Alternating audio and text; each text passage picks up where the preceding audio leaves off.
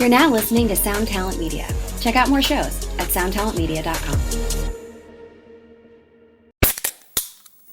Hey, what's up, everyone? I'm Matt McGackie, the vocalist of Cryptopsy and the host of the Vox and Hops Metal Podcast, where I sit down with fellow metal musicians. We talk all about their lives and music while sharing killer craft beers. If you've ever wanted to sneak backstage and share a beer with one of your favorite musicians, well, Vox and Hops is the podcast for you. This week on the podcast, I dropped a killer episode with Kelly Schaefer of Atheist. There is this episode and over 440 other ones to help you enjoy life, metal, and craft beer. So what are you waiting for? It's time to become a Vox and Hops head. Cheers!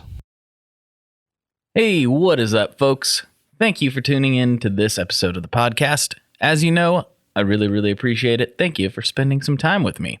I've got just a couple quick things to go over before we get started on this episode, so let's dive right in and get those out of the way. First of all, if you are planning on treating yourself to any gear over this holiday season, please check out tonemob.com/Sweetwater if you're looking to buy anything that Sweetwater might carry.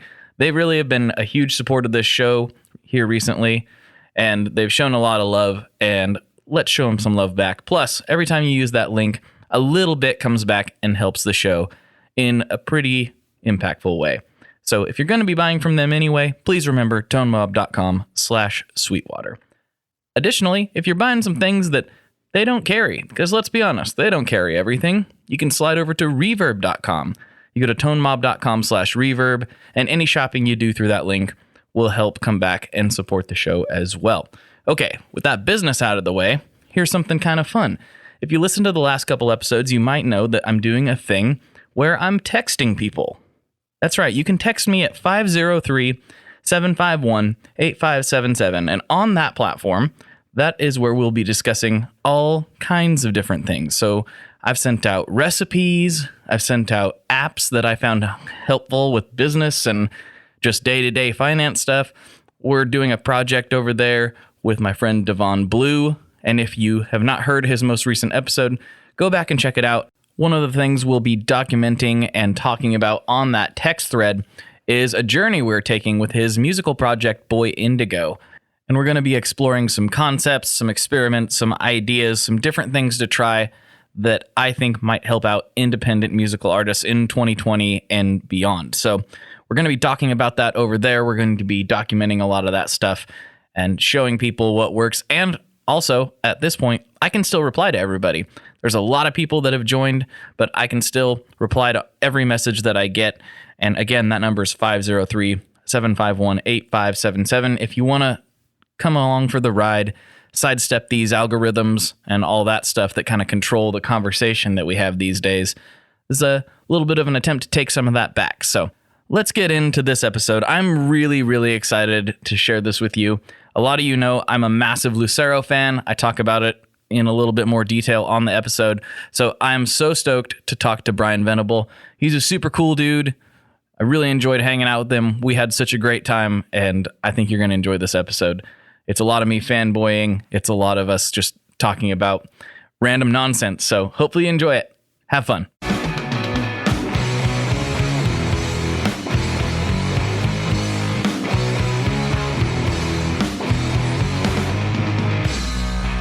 All right, everyone. Welcome back to another episode of the Tone Mob Podcast, the show about guitar stuff sometimes, occasionally.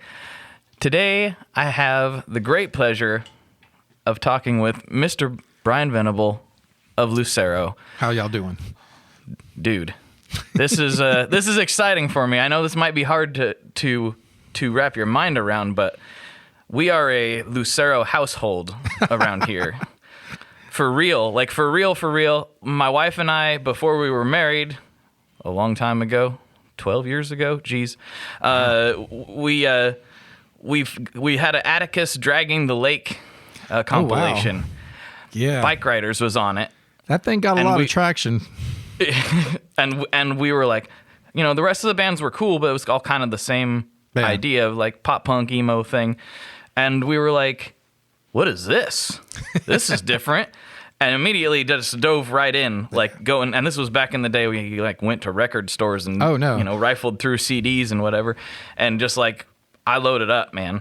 And Man, that was that compilation got us to Japan once. That's how crazy. Like, we were like, we didn't even know. We were like, what's Atticus? And they're like, it's a clothing company started by some band. And we're like, okay. And and we're like, we put it on there. And yeah, there's so many people that are like Atticus comp. And we're all like, golly. Nobody cares about the Alabama cover record we did, but the Atticus comp, man, it's it's holding true. Yeah. Well, I mean, like I said, we're all big fans. In fact, my 5-year-old's first concert was the family block party in 2016. So we're in. We're Man, in. that's so awesome. Yeah. So this is a real treat for me. Man, as I said earlier, I feel it's ironic in the scheme of like, I'm aware that I'm in Lucero. I'm aware that we make music, but we live in such a little bubble sometimes that it's always real funny for us when you're like all this stuff. And I'm all like, there's better bands than us, right? Or, like, and that's where, like I said, we're on the bus or we're home. And so a lot of times it's very surprising, people are like, oh, and I'm like, people do listen. That's so crazy. And so it's kind of a unique to hear the stories still, like even after 20 years plus, it's still just like, thank you. That's so awesome. So, oh, yeah. I mean, it's like probably like once a year, there's a Facebook group around this podcast that I asked some questions in, and unfortunately, I won't be able to log in to see them because we're recording a little bit differently than I normally do. And there were some questions in there. Oof. But I can't remember who said them. I'll just try to do my best to remember the questions off the top of my head. But in that Facebook group, it seems like once a year I'll be like late at night by myself, just like strumming, and then I'll be like, if you haven't listened to Tennessee yet, you're doing it wrong. So go amazing. Listen to it right now. It's a big deal for me. So this is fantastic. Awesome. So thank you. I'll do my best. But all that said, you guys have had a unique story, I think, to say the least. Man, and that's the fun part. If you can maybe tell it, why don't you tell me about it a little bit? Well, I think the interesting part now is that if you talk to any individual in the band, the story is usually a little bit different, which is always kind of funny. But it was like, for me, I didn't know how to play guitar. Like that's not even I'm just such a terrible player. It was like, no clue. And I'd been trying to start a band of some sort. It was on my bucket list of like, I want to start a band and have a 7-inch, and then there was some point, 96, 97, where it was like, man, punk rock's dumb. I'm tired of it, and it's not dumb. I was just tired of it. But there was a joke about the white tattooed bearded guy where all of a sudden you find country and you're like, oh, this is mind blowing. And, and so, yeah, Ben was in a pop punk band called Red 40, but I must've asked everybody in town. And the humor is literally was like, you find the band and then you'll learn, play guitar or something or whatever. I'll figure it out once it's real. And it is. He showed up, he fell for it, and he came over to the house. He had 2 songs with words and 1 without words. And I was like, oh shoot, this is and I had like a sorry about that. I had like a scale or something. Like I really had no concept. And so so my dad, who'd been bugging me for decades, you got to start a band. I was like, no, man, I hop trains. I take Greyhounds. I write poetry. I do zine. Like, this is what I do. Bands are dumb. Anybody can start a band. And then, but he'd given me this VHS tape by this guy who was teaching scales. And I still have the tape somewhere. I have no way to play it. But I mean, it's the 80s. He's an older, middle-aged man, but he's wearing like the block. I'm showing you, I guess, but it was like the block, different solid color shirt, and it's like crazy. Oh, yeah. But it was all like A scale, A minor scale. Like it was just and if you listen to those first 10 or 11 Lucero songs, there's no deviation. I'm going do, do, do, do, do, do, do, because I don't know. And legitimately, no idea. Like I was not a musician. If we knew 7 Lucero songs, that's all the songs I knew in the world. And yeah, as he added songs, I would go back and look at that tape and be like, okay, let's try this, And so that's the humor in it is it was me and Ben, and then we had Reiko, the violin player, and then we went through a couple of drummers. About 6 to 8 months into it, we ended up with what you know as Lucero. And so, and it was just all I did. I worked at a record store that I got to sit behind the counter and practice guitar. I'd play along with commercials, just trying to. Still not the best guitar player in the world, but I have created a unique sound. Right. Not actually anybody's looking to recreate, but it's mine. So that's the humor in it is we just wanted to play music and it was fun. We didn't try to get famous. We didn't know we were like, if we can, ultimate goal is if we can go on tour and play to 500 people a night, that's like we win. And some cities it's less, a lot of times it's more, but that's just kind of, it was very humble and very punk rock, like, yeah, get a guitar, figure it out on the way down. If you're going to get wet, you might as well go swimming, kind of. Right. And so that is the humor in that, it's become this thing like, each record gets bigger and bigger, sound-wise, quality of play, like, and so, but yeah, it was just kind of like, hey man, you want to start a band? And I was drinking a lot. I've been sober 8 years, I guess now, but back then it was just like, woo. And, right. and yeah, so that's kind of, it was one of those, like, we got Roy, and then that was the humor into his Attic Tapes. It was me and Ben and Reiko, and then we added the rhythm section, which is like the complete worst way to record anything. Right. And I feel like we even got, like Roy went, and then, or maybe it was the other way around. Roy, drums might have been last. It was something to where it was just like, who does that? Right. And so that's the kind of like, we've never quite done it the right way, but it's our way. It worked out. It seemed to be, hey, that's what. You can't argue with the results. Well, that's the whole humor in it is every once in a while we try to church it up, and then you're like, hey, don't forget we're Lucero. Like right. Somebody's going to drop something, or we're going to, but I don't know. Yeah, I remember too. Just I'm having flashbacks to around that same time period when I found you guys. There was a write up in Alternative Press, and I remember like reading about it, and I was like, I mean, I'd love to hear the story, but I remember reading about it and them talking about how you could find anybody under the sun would be coming to your shows, whether it's like a crust punk guy, a metalcore fan, an emo kid, like the whole thing is everybody gets a broken heart or whatever. Right? Like, sad songs translate in any denomination, or Mm-hmm. That guy that wrote that article, it was like Attic Tapes, top 5 records in the world, and like 2 records later, he came to see us at the fest, and where we just bombed spectacularly. And then the next, for the review for like Nobody's Darlings or something, he was just like, F word this band, they're just drunks, like he basically reviewed this horrible show as opposed to the record. And Ouch. It was adventurous to say the least, but hey, I'm sure all press is good press. I didn't catch that one, so that was later on. I was already hitched to the wagon. I didn't need to read any reviews about it by then. Everybody, like, that's the thing is, if we play a really tight, good show, nobody cares. They're just like, woo. If we get up there and fall on our butts and drunk and heads on the floor, feet on the ground, just slaughter, people are like, that was the greatest show I've ever saw. And it's just like, man, you're killing us. We'll never, like, we can't ever get good, or I don't know. You know what I mean? Like, it's just like they come to see the spectacle. They stay for the songs, but they come to see the, like, ooh, how bad will it get tonight? And it hasn't been bad for a long time. That's what's scary. No, it hasn't been bad. It hasn't been bad. In fact, I mean, I think I probably caught you started, well, ironically, because of, the time that I found you guys. My wife and I, we couldn't, well, she was my girlfriend at the time, but we couldn't go to your shows at first.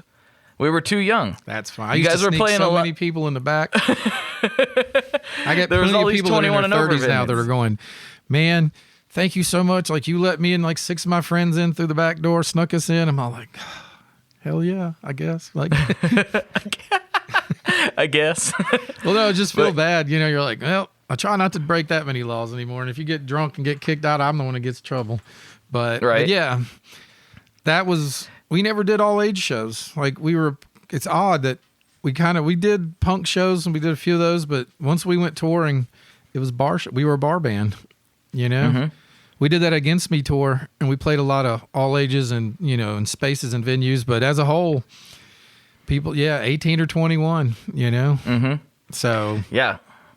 So by the time we could go, you guys were already cleaned up. We didn't get to see the big mess. In fact, man. One of the first shows there was a dude. It was at a small venue in Portland called Bravati's Pan, and this dude came up. And that venue was something. This dude came up and started shaking. I was in the front row, and this guy just kind of came out of the back and started throwing beer all over the place, which probably isn't that unusual for your shows. But well, out there it is. Are you in Portland?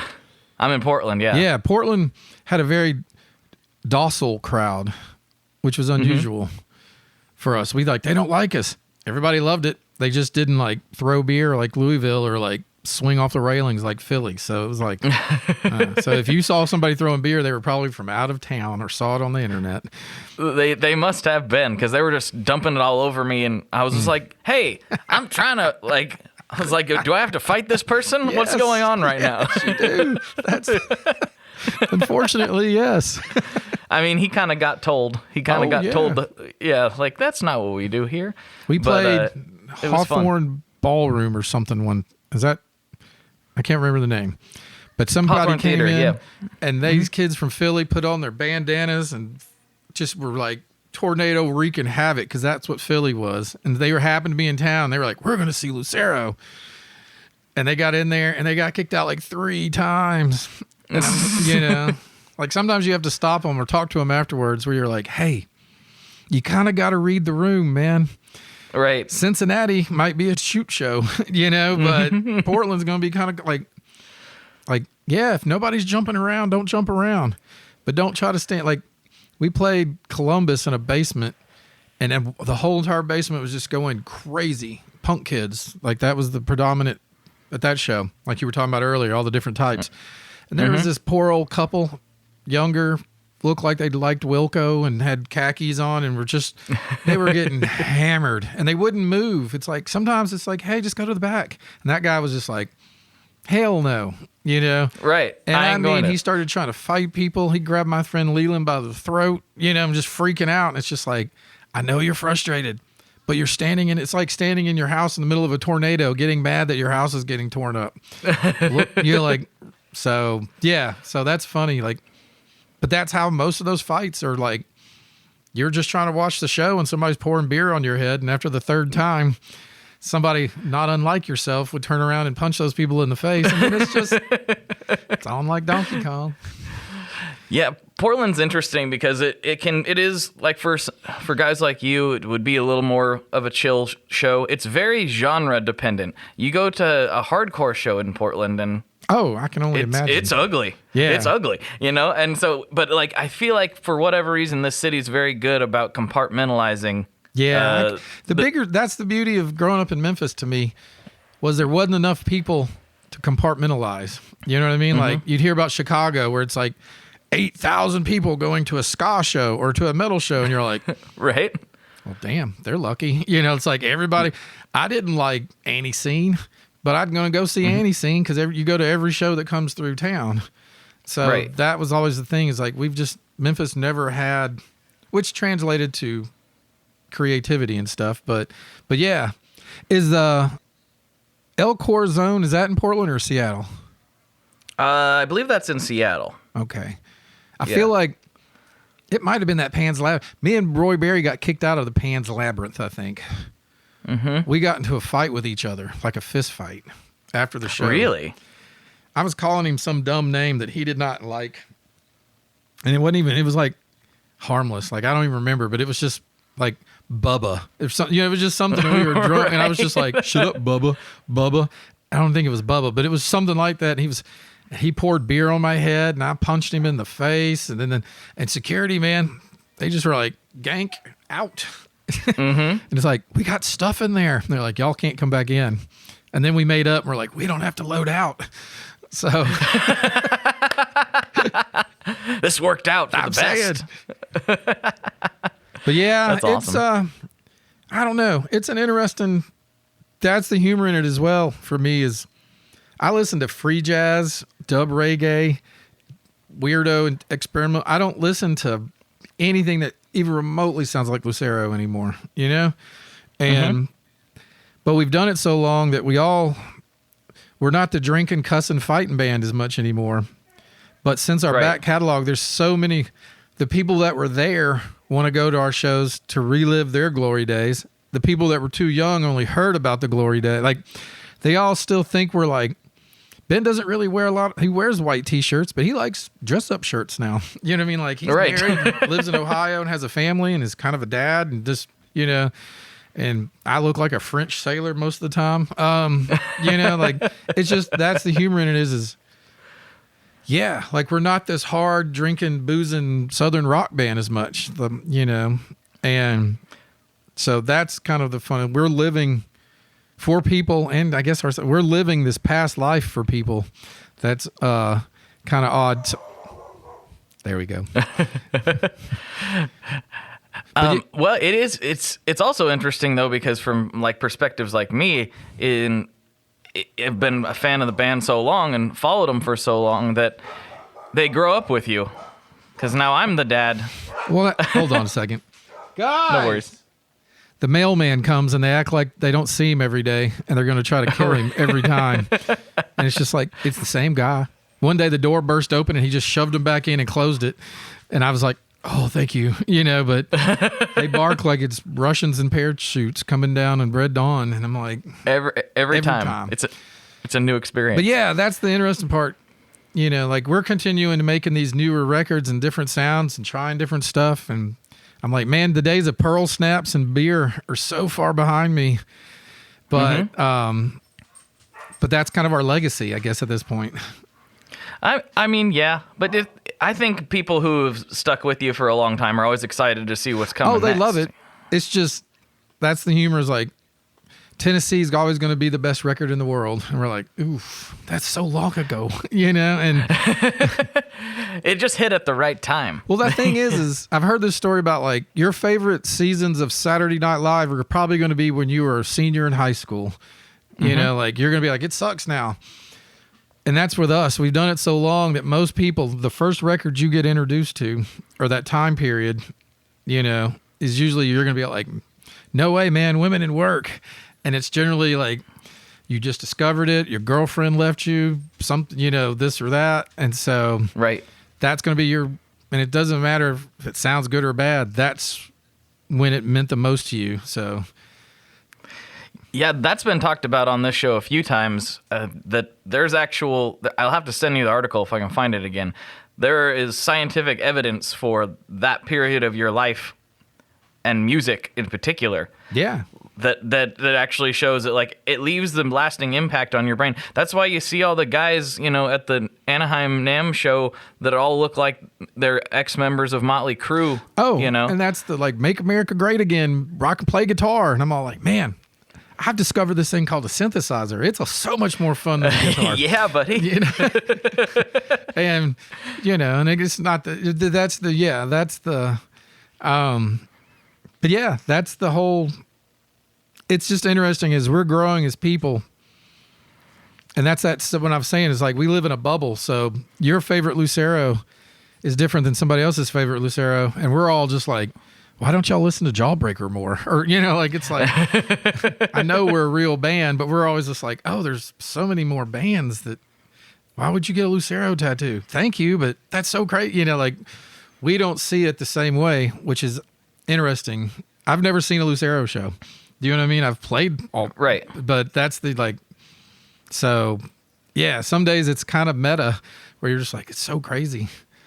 I mean, I can kind of relate, not exactly I don't quite have the same connections with people that, you know, somebody who makes, you know, writes somebody's favorite song does. But yeah.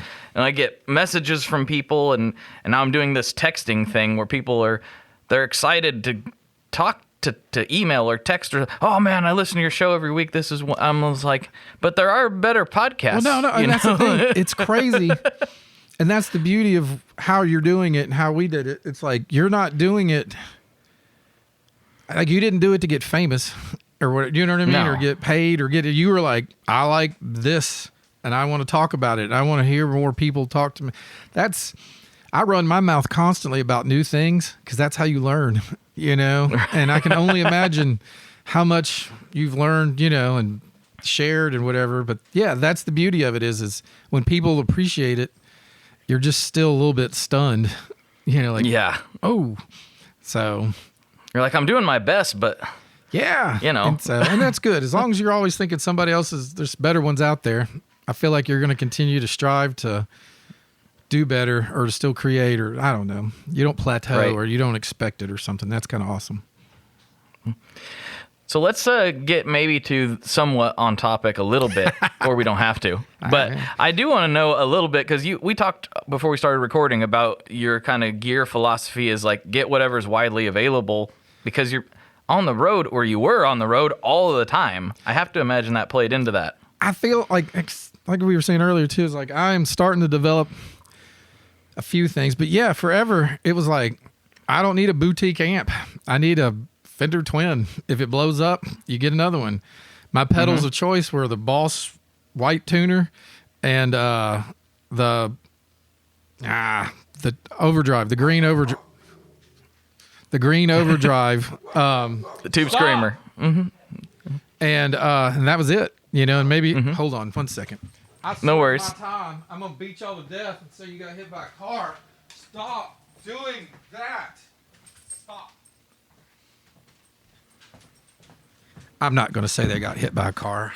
I'll take the blame. And but yeah, and I just, you know, and like I said, a lot of the Lucero, there's not a lot of room for weird pedals. So I never really need, you know, it's like, yeah, like I just, you know, most of my stuff's in my hands or my ear or whatever. And so, Right. and that's the funny, like I had these tellies and when I did that rig roundup, they were like, what do you got in there? I was like, it's stock. It wasn't stock. I just didn't remember what Lawler pickups.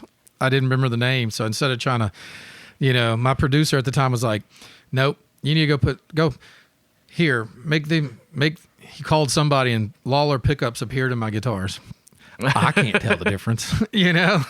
But, so now I get a little bit more nerdy about it because it's fun. But at the time, yeah, when you're doing 250 days a year, you want to be able to like, I mean, I think that's kind of the joke why the neck on the tellies, you know, the bolt-on neck. Because if you broke that Gibson back in the 50s or 60s or whenever, Yep. but with a bolt-on, it's like, just go put another neck on. And yeah, I've always found that most of the tone comes from your hands. I mean, that's obviously not true, but it's sort of true, you know. You always sound like you, no matter what you got. Is, and that's where my favorite, any guitar players I liked or anything, I kind of, it's like, I should be able to pick up any guitar, fiddle with the amp, fiddle with the guitar, and sound like me. Like, that's was always my goal. And so, but again, I like toys too. So it was always like, ooh, I'd come to practice with the dumbest stuff in the early days. I just like, well, they just, again, I didn't know that there was such a thing as alternative country, no depression and all that. No idea. And so when I got my first real rig was a Guild SD75, whatever those ones that kind of look like a battle axe or a 60s psych guitar. Yeah. With the 2 single coil pickups wired with speaker wire and a Fender Bassman and a 115 amp. Talk about garbage sound.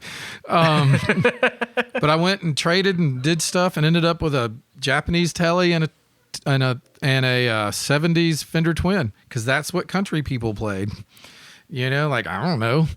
I had a tuner. I didn't have any overdrive or anything. I just played it clean, you know. Unless you're playing stadiums, you don't need a Fender Twin. Holy crap. That things are... No. I'm just... oof. But yeah, then I would be like, I'd hang out at the guitar shop, and all these old dudes would like, I came with a Roland jazz chorus one day. I played that for like a month. Oh, and then I ended up with some Ampeg thing that Keith Richards played, like not a VT40, but some sort of 212 kind of. And that thing, the magnets on the speaker, I'm showing you, nobody can see it. But I mean, it took me and Ben Nichols just to carry the damn thing, you know? But every couple of weeks or months, I'd be like, well, I'll try this, I'll try that, you know? And but yeah, for a while it was just like, I need to be able to find a Guitar Center, figure it out. And now we have Scott, who's a guitar tech guy, and we have the vault, which we keep things in. And so nice. Yeah. And it's weird. It's like when we did Everything a Man Should Do, we used a lot of like chorus or stuff that not tremolo that was on my amp. So I had to I bought whatever the TC something. See, I can't remember the names to anything. I'm supposed to have them in front of me so I didn't embarrass myself. But I can't remember half of the names. Well, either, that was so just don't worry. You're able to plug it in and plug it to your computer and get like the Smith sound or anything. Like it's one of those. And is that TC? What do they call it? The Juno? It's Is the that the one? Corona is what I got. The Corona. The Corona. ironic Oh, because of the ironic. Yes. But in the end, I was like, man, tremolo will work, and I just scrapped it because tremolo was built into the amp, you know, and then on Among the Ghosts, they were using these crazy reverbs. Like Sam Phillips has 4 reverb rooms, and one of them is bigger than not house size, but in the plate in there, it's crazy. And these long reverbs. And I went to start trying to play these sets, and I was like, man, my amp it's not doing the reverb. My reverb amp and my reverb is not doing the same reverb. I didn't know about long reverbs, spring reverbs. I didn't know none of that. And so I ended up getting that Flint, the Strymon. Oh, yeah. And I'm all like, that was $300. That thing better be made out of gold. And because I just, was not used to buying big old fan. But then I was like, oh, it's 2 different things. We'll just call them, $150. $150 a piece. Yeah. Yeah. So there's been that kind of stuff. And yeah, nowadays, we got this Earthquaker thing. And so I'm using the arrows. Nope, not the arrows. That's the boost. The flumes. The plumes? Basically, it's the Tube Screamer. Their version of the Tube Screamer. And so I started using that and everything. And then I don't know. So yeah, now this is the fun part is when we do go back on tour. I'm like, what do you think my pedal board's going to look like? Because right now I have a Roland Space Echo, one of those RE20s, and James Bowman's building pedals, and he built this thing called a harmonic percolator, which I guess is a clone. Oh, yeah. He only made 3 of them, and I'm like, don't make any more. I'm already having to go to 2 other people's houses, and I'm going to have to steal theirs. But, yeah, it's the greatest thing I've ever heard in my life, And so my pedal board right now is a ridiculous Space Echo and this percolator. I feel like I'm going to go practice one day and have to come home and put the old board back, and be like, well, that was fun. I feel like you're this deep into your musical journey and you're about to take the dangerous pedal nerd plunge, which is dangerous. Well, that's the thing is I think Earthquaker thing helps just, I feel like I'm pretty much like, okay, I'm done with, excuse me. It's that I love the dub and the free jazz. And so I'm like that Space Echo. I'm more like, I need more Space Echo pedals. Because like the Afterneath, I need weird sounding pedals. And I'm always, and that's the thing is I got 30 different kinds of distortion pedals, and it's like I said, in the end, if it's not a Tube Screamer or some variation of a Tube Screamer, that's just what I need for my bread and butter, But yeah, I also went from playing that Fender Twin down to a Princeton and then back up to the 110 one or the 112. Oh man, Deluxe. So right now I'm playing the Deluxe, and I did my dad. My dad's a terrible human being. I love my dad to death. But, he's been a guitar nerd longer than me, and so I'm the son, and I play music for a living. He was a shoe repairman who's retired, and he still won't just give me stuff. He's like, makes me trade for it, or like just, and I'm all like, what are you going to do with it, old man? But a million years ago, we traded for something, and I had this Silver Creek acoustic, and it was, they've been sued out of existence by Martin, but they've had the Eric Clapton Martin 01, whatever, the little parlor kind of thing. And they did an exact hardwood, beautiful replica of it. And I played it forever. And it was up at the tattoo shop. My dad saw it and was like, I want this back. And I was like, you can't have it back. You got to give me something for it. And he ended up giving me the SGJ, like the SG, but the 140th anniversary. $400 all day long on Reverb. Nothing, but I was like, I got to get something out of you.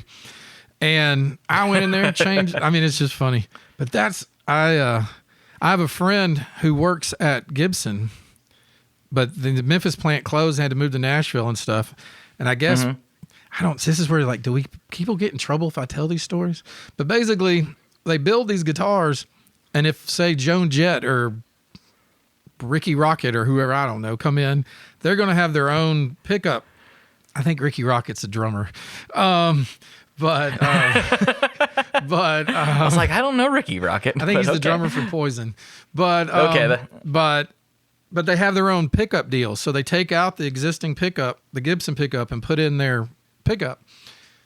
And Memphis had a Memphis Heritage Society or Memphis MHS pickup or something that only went in their 335s. And I got one. And you can't buy them because the Memphis shut down. You can only buy them in those guitars. But I put it in that little SG. So basically, it's an SG Junior that I've Frankensteined up. Nice. I love it. I did the last 2 years with it. And of course, my dad's like, give me that guitar back. And I'm like, kick rocks, old man. You traded me fair and square. And so, but that's right. Kind of an interesting thing to where more and more now I'm like, ooh, like I don't like pearly gates. Everybody's like, you're going to want pearly gates. ZZ Top, it's warm, it's bluesy. And I'm like, they sound muddy to me.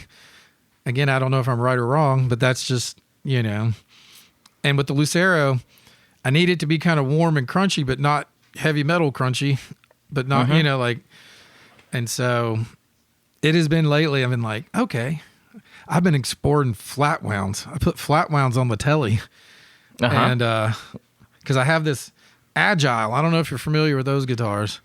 Like my dad is the king of budget nice guitars before they get sued out of existence kind of thing.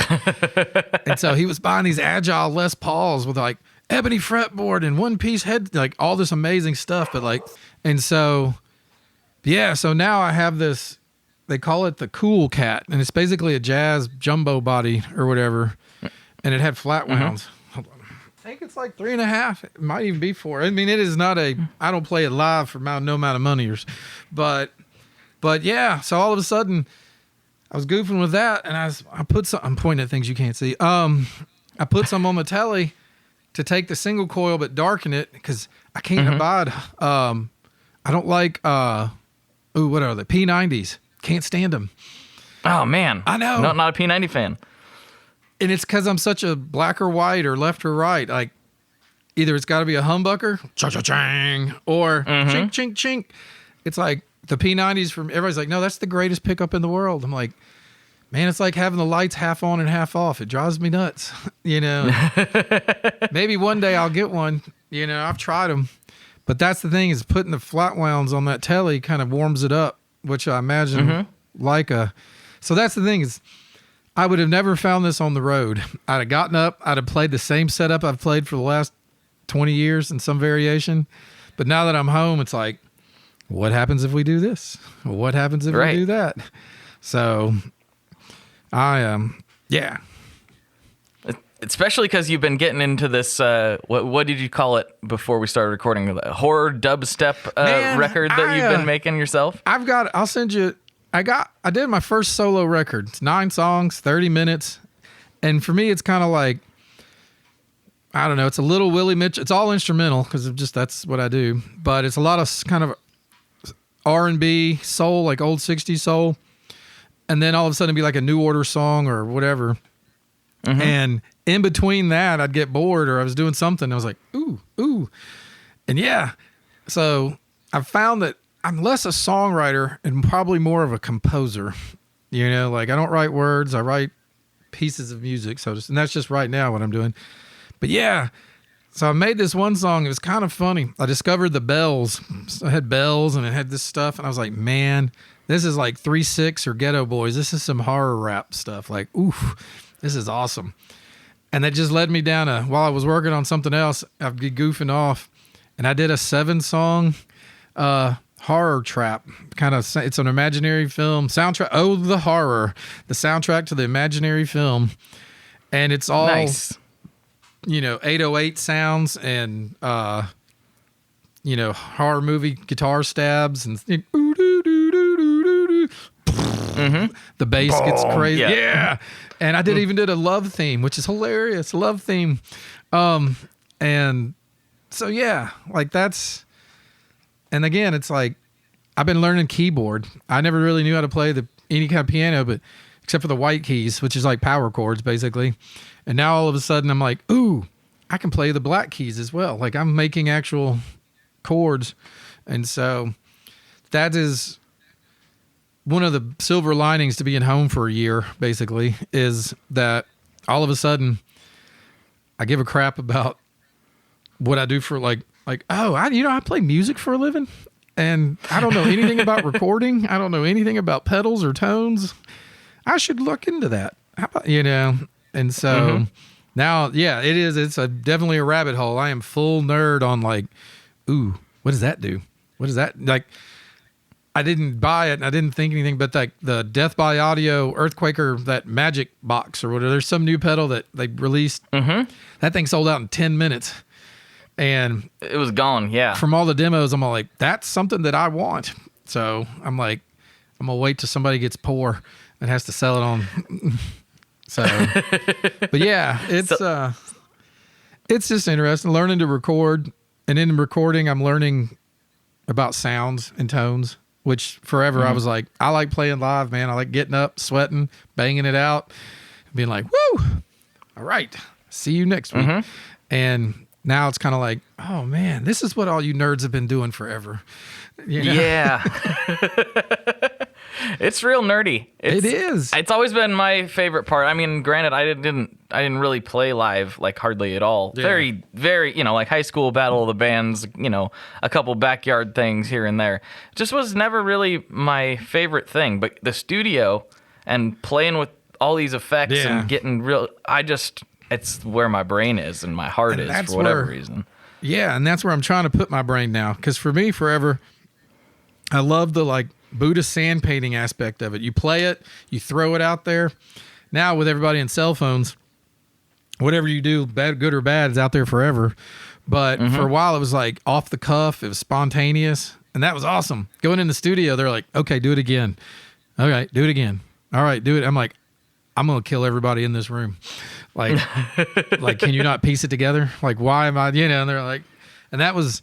Forever, it was just play your part. And then for a while, Ted Hutt, when he did 1370, the Numbers record, Women in Work and stuff, he would be like, okay, play it. And I'm like, okay. And he's like, all right, pick something else completely different and try it then.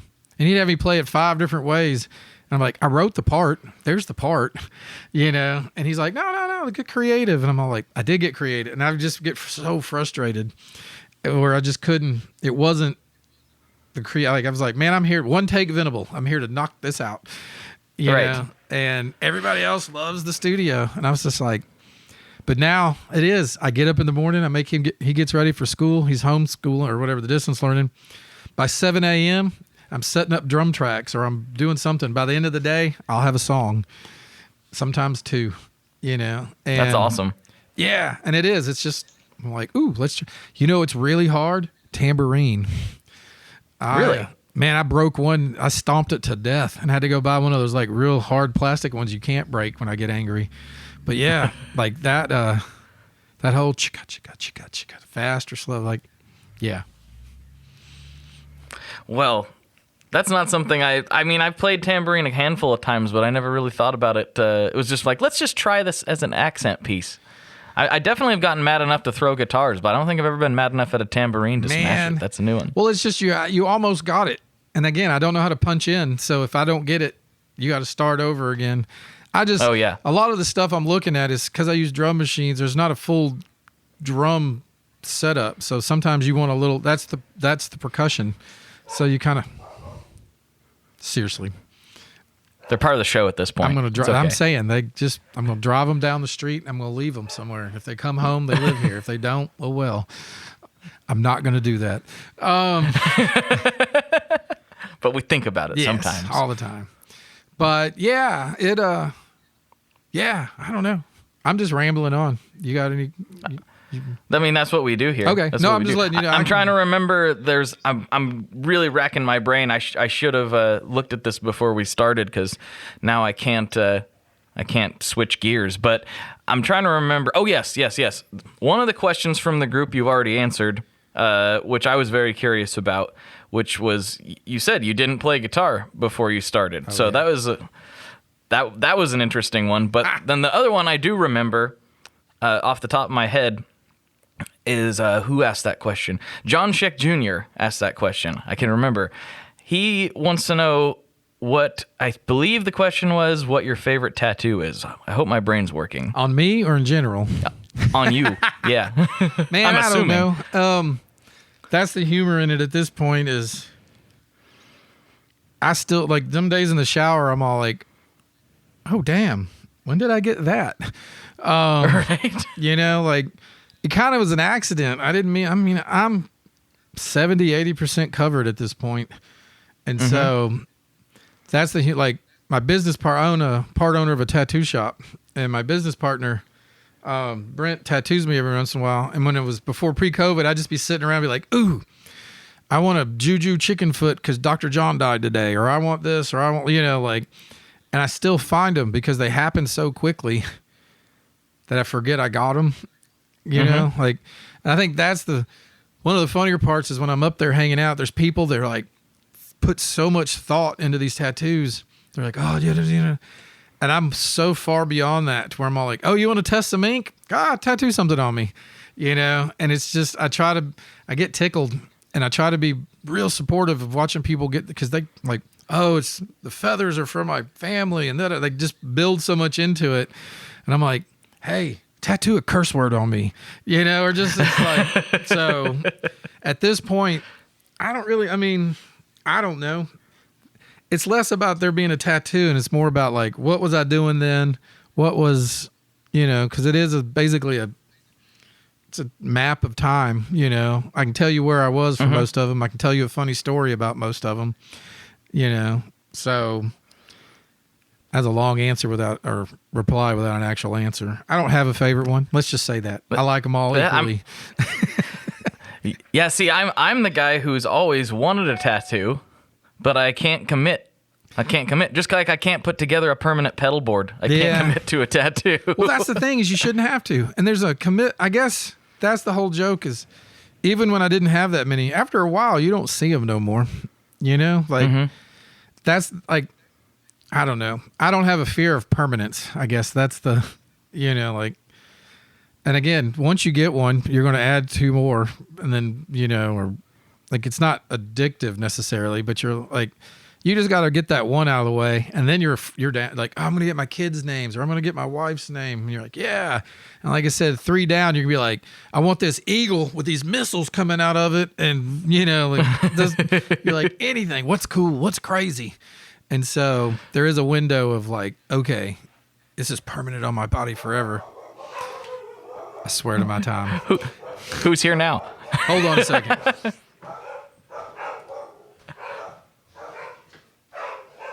He's going to get the dogs, going to settle down the dogs. He's got a lot of books. I'm going to have to ask him about his books when he gets back. And the paintings, too. That's interesting. He's got a lot of cool stuff going on. Oh, Could you hear any of that? I was jibber-jabbering while you were gone. The whole thing is about 5 years ago now, I decided I wanted a painting for my front porch. And then I was looking into it to where I was like, man, I'm not going to spend $500 for some kind of circles and squares. I'll do it myself. And it ended up being this super cathartic, like, My wife had just left and went through all this stuff. And truly, at this point in my life, I consider myself a painter who happens to play guitar, you know? Really? Yeah. And the paintings are like my folk songs, you know, like I love playing music, but like I sketch, I dream of stuff, you know, like it's kind of and people, I put them online, people like them, people have been buying them, and, you know, and like I got people that do real art that are like, oh, this looks good. And I'm like, oh, thank you. That's so, you know, and that's awesome. Yeah, I mean, and I treat it like I treated Lucero. I didn't know how to do music. There's no reason not to, just because you don't know how. And I have a whole entire art studio. And yeah, if I'm not making music, I'm painting, you know? And so yeah. And so it's pretty fun. It's like music is almost, it's not as cathartic as it is like, ooh, building science or something, you know, like the tones and you feel it in your heart, but as a whole, you're all like, man, all right, how are we going to get around this chord? What note am I going to slip in here or there? You know, and painting is like, my world is ended. I'm about to splatter it all over this canvas. And, so yeah, so it's kind of new, but I treat, you know, I might not look punk rock and I might not listen to punk rock as much anymore. But what punk rock taught me was if somebody falls down, you pick them up. And there ain't no, like, don't be afraid. Like, you can do anything. It might not be the best out the gate, or it might be your thing, but that's a whole aspect of the way I play guitar, the way I attack recording. Again, I've recorded 2 records and I still don't know how to punch in. I haven't bothered to learn how to punch in yet, but that's not going to stop me from making records. We'll figure that out at some point. But if I sat around and said, oh, I can't make any records because I don't know how to punch in on the thing, I'd never have any, you know, and that's the attitude I have that I gave to Lucero, gave to playing guitar, but I give to painting, that I give to writing poetry or whatever. Just, I like to create things. I like, you know, and so that's the beauty of, yeah, I don't know what half these little boxes do, but I wiggle them knobs till it sounds right. And, you know, and that's the beauty of, you know, again, it can be annoying for some people you're surrounded, you know, they're like, man, I wish you knew what you were doing more. And you're like, I'm sorry. But I got records. Oh, you got some records in. What'd you get in? I got Al Fataha, which is the first independent jazz record ever made. There was a group of free jazz guys from Cincinnati, and I don't know where. And so, yeah. So that's pretty exciting. And dun dun dun dun. Italia New Wave, minimal synth, no wave, and post-punk sounds from the 80s from Italy. From Italy. Nice. Yeah. So, yeah, that's, you know. So, I don't know. That's what they were barking at. Gotcha. But yeah. Well, they were excited. I mean, the thing is like Jasper's 75-pound black lab and Cairo's big brown fluffy dog, but they bark like they're going to eat your soul. All they want to do is lick you to death. And these poor postmen and Amazon and whoever people are just like, ah! I'm like, if they got out the door, they're not going to eat you. But, you know, 70-pound black dog hitting that door like a linebacker is terrifying to anybody, I imagine. Oh, yeah. You don't know. You don't know a dog's intention when you can't see it. That's what I'm saying. So, but yeah, no, I don't know. I feel like we've gotten so yes, I didn't know how to play guitar. I don't have a favorite tattoo. I love to create, and it's exciting that I haven't gotten winded doing this because I thought I got COVID a couple of weeks ago, and I didn't get a fever, but I had ridiculous coughs and I couldn't breathe, and but I think I got bronchitis. And so well, that's not great either, but well, again, but the whole trick is like if I get for a while, even mildly, like if I started talking too much, I'd get winded. Because I also I started a book club by accident during COVID. I've been following that. Why don't we tell people about it? Oh man, I don't know. I'm so scared. I haven't been doing it lately. I think after Thanksgiving, I'm going to try to go. I tried it last week and had such a coughing fit that everybody told me to get off the lawn. They were like, go lay down. I'm like, no, I could do this. And they're like, stop. So, but yeah, because for fun, when the first went down in March, it was spring break. So I went and bought a tent, and me and my son were going to sleep in the backyard, like staycation. That tent stayed up until 3 weeks ago. We lived in the tent. I read in the tent every night. Now I read on the front porch. But we've read close to 11 books. And so right now we're... And you do it on Instagram, right? Yeah, just Instagram stories. Like at 9 o'clock, 9 Central, Monday, Wednesday, and Friday usually. Like I said, I've been down being sick. But yeah, I get on read for an hour. And it's real funny. There's like 12 people that tune in every day. And we're all like, we've become buddies, kind of like in their little group too. One day, Ben did from his basement show, kind of a live pod, and one of the book club guys were like, hey, everybody, Brian's about to read. And all of a sudden, there was like 250 people. And I was like, what the hell? Within 2 minutes, it was back down to the 12.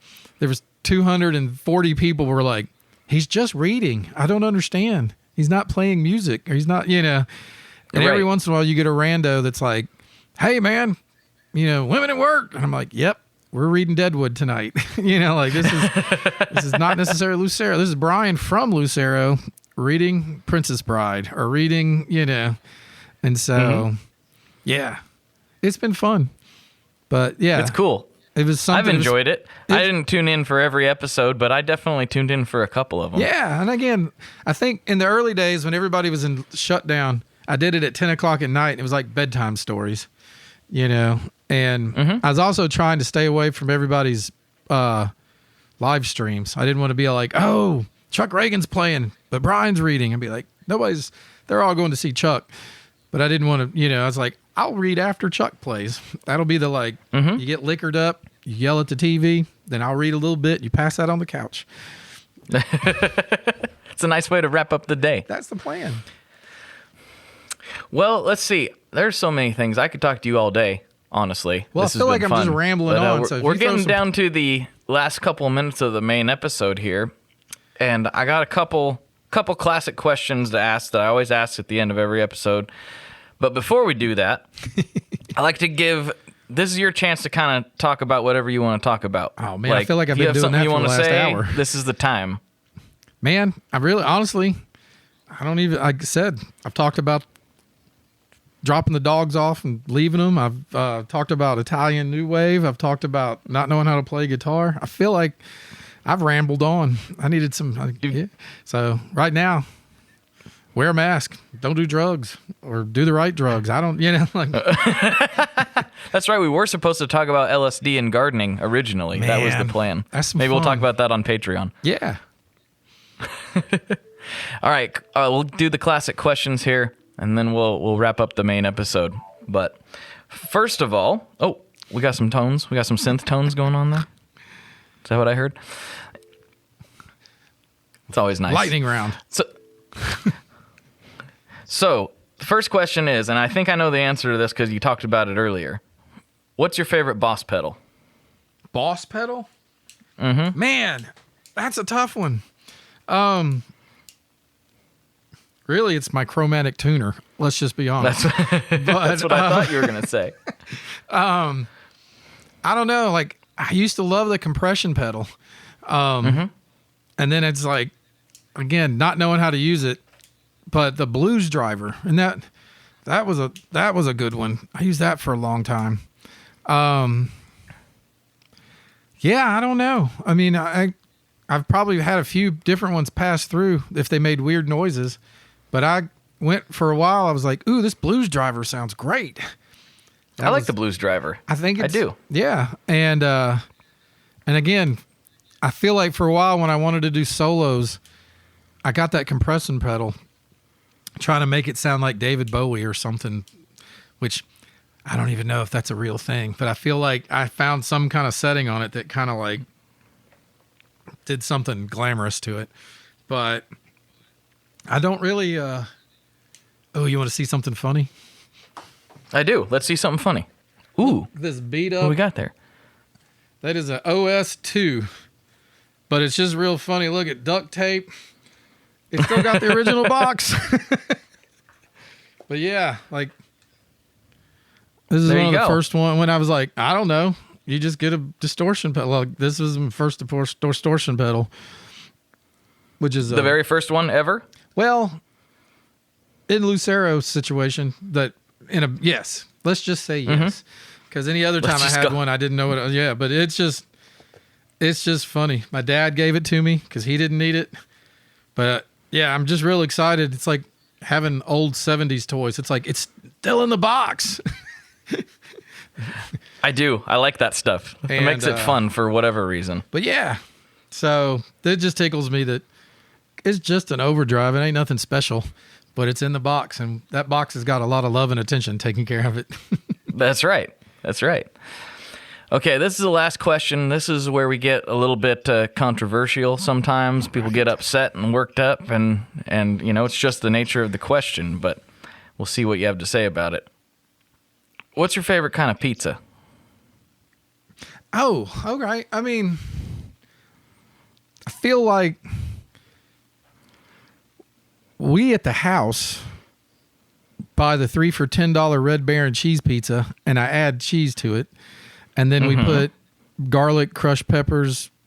I make it New York style after the fact.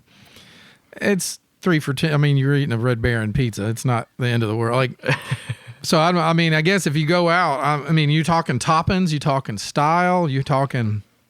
All of the everything. Like, what is your go-to? If you can only have one more pizza. Delivery pizza now sucks. It's just terrible. I don't care who it is, generally. And then there's a place here that's a chain, but it's just a local chain called Lost Pizza. Their pizza tastes like the 80s. I don't know, like when pizza delivery was like, ooh, we're pizza. It's Friday. We might get pizza. Like the cheese is a little burned on top. The sauce, like it's crunchy, but not crunchy. Like it tastes like 80s pizza, you know? And so that's where we go. And it's like 2 blocks down the street. I will live and die by pan pizza. I don't care. I love pan pizza. I don't know if it's just because I grew up at that time at the Pizza Hut, but you give me I'll try any pan pizza you put in front of me. All right. You know what I'm saying? Like, but again, I'm wide open with the pizzas. I like the St. Louis with the weird cheese. I'm the only person that everybody on the bus is like, don't bring that nasty St. Louis pizza on this bus. I'm all like, I'm going to eat it like somebody's trying to steal it from me. I don't like white pizza as much, but I'll eat it. I'm a purist in the fact that I like cheese pizza. You want to have a vegetable or a piece of meat, put it on the side. But, I don't like supreme pizzas or anything. I'll eat them. I've been back vegetarian for the last couple of months. So, but yeah, I like red sauce. I don't like a spicy. I like a sweet. I like thin crust, but I like a regular old classic crust for the most part. And yeah, cheese. Lots of cheese. A good cheese slice. Sometimes it's just what you need. When I was younger, I spent some time. Dating is a strong word, but I was dating this girl and went to Columbia and University in New York. And 2 blocks down was the diner that made famous in Seinfeld that said diner, but and also in Suzanne Vega's song with the black and white milkshake and Pete, the guy behind the counter. I knew him. And I would walk down a little 2 blocks past that, and they had this, I cannot remember the name of it. It's written down somewhere, but their pizzas were 24-inch, like when you got a slice, it was $1.50 for a slice. And I mean, it was huge. I think it's $3 or $4 now. But yeah, you were basically getting a medium-sized pizza. And I would walk down and get a slice and then go get a black and white milkshake from Jerry's. And, but yeah, I love New York pizza. I like the Chicago deep dish. It's not, you know, it's like lasagna pizza, but again, cheese, bread, and sauce, I'll eat it. That's not I don't get weird about the pizza. You know what I mean? Like, I am, bring it on. I'll try all your pizzas. Is there anything you do get weird about food-wise? I mean, Memphis, you got to have some sort of barbecue allegiance at this point. Yeah. I mean, I like Payne's. That's my favorite. Again, I'm not eating meat right now, but I like Payne's. yeah, it's Memphis. I mean, Kansas City barbecue can sell. That North Carolina sauce is garbage. I'm opinionated. I have found that I get in trouble for, I'm not saying I'm better than you. These are my views that I'm pretty much steadfast in. And that, the barbecue it's Memphis. It's fun for me to try to eat Memphis barbecue in other places. Like when they're like, oh, this is our Memphis barbecue. And you're like, have you ever been to Memphis? I don't eat bell peppers. That's just God's garbage. Tastes like gross. But yeah, I don't know. Music is where it's interesting. Can't stand Pearl Jam. Don't like Rush. Don't like the Doors. You don't like the Doors either?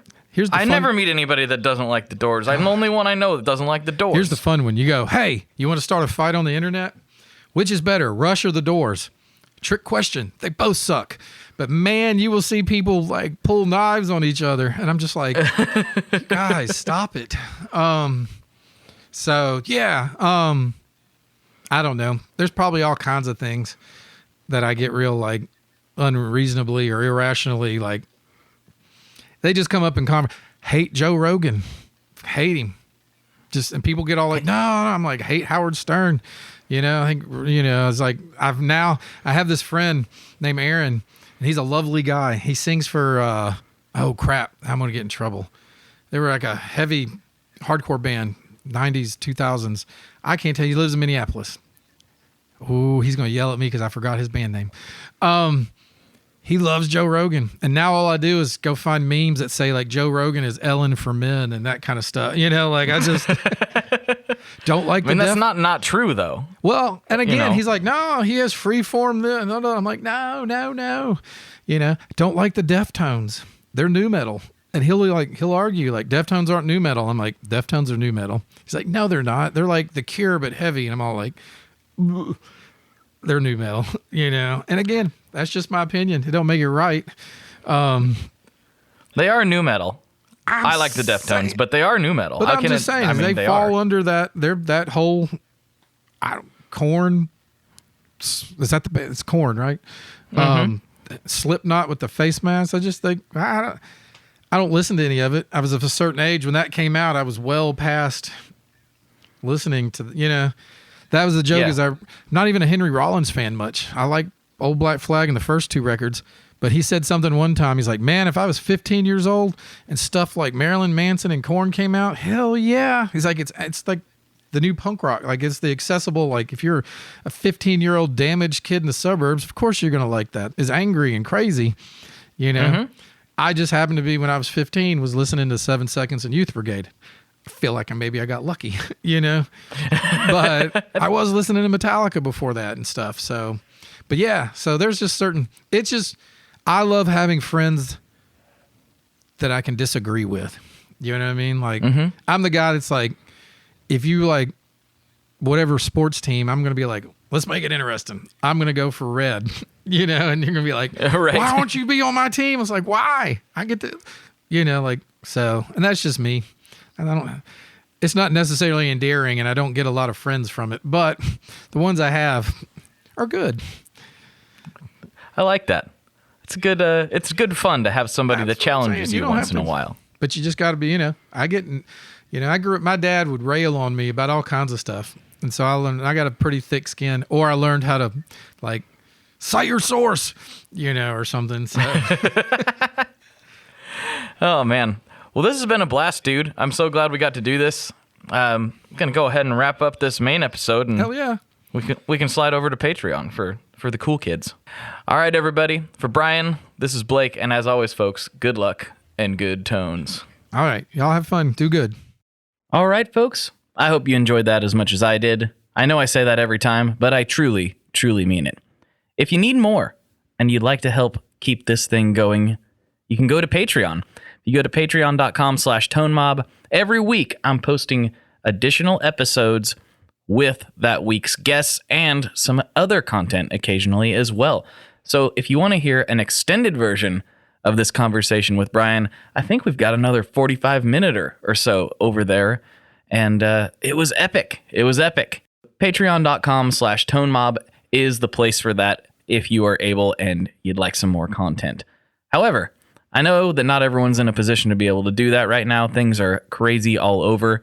But if you could tell a friend, tell somebody, post it in a forum, share it, tell anybody you think that might like this show, that honestly helps a tremendous amount. The only reason I get to do this is because you keep listening. So please, please keep listening and try to get others to do so as well. All right, I think that's it. I think that's all I have. You can check me out on Instagram, of course. You can check me out on YouTube. Links for all that are in the show notes. But if you just Google Instagram Tone Mob, you'll find me, or Tone Mob YouTube, you'll find me. You can join the group. You can join the Facebook group where we're nerding out every day. And don't forget that you can actually text me. You can text me, like I talked about in the intro of this episode, at 503-751-8577, and that will be in the show notes as well. All right, thanks for hanging out. Bye-bye. One last thing before we totally sign off here, I just want to remind you that if you do any shopping at Stringjoy, that's Stringjoy guitar strings made in Nashville, that will help me out as well. As I've said for years, I'm heavily involved in that company, and I really do think they're making the best products on the market. So if you would like to try custom strings, go to tonemob.com/stringjoy and check them out today. I seriously love what the team down there is doing. I help them out with all kinds of things, and by you supporting them, you are also supporting me as well. And hey, you need some strings, so why not get some custom strings just for your guitar and playing style? Again, the link for that is tonemob.com/stringjoy, and that will take you right to their website, and you can do all your shopping through there, and that will help everyone involved out. So thank you very much. Talk to you next time. We are brought to you by the wonderful folks at Gun Street Wiring Shop. Yes, Gun Street Wiring Shop. I've talked about them before. I used to say based out of Bend, Oregon, but guess what? Sean moved to my neck of the woods. Sean's in Portland. Sean is awesome and has helped me with a bunch of stuff lately. And if you have wiring needs for your guitar, he can help you too. If you want to get weird with it, he can get weird. If you just need to spruce things up a little bit, there's your guy. He takes all the guesswork out of doing your guitar wiring, and he makes it simple, and his customer service is top-notch, and I can't say enough good things about Gun Street as a company. I really respect Sean and what he's all about, and the product is top-notch. I've got 3 different guitars that now have Gun Street harnesses in them, and I could not be happier. So go to gunstreetwiringshop.com and check them out.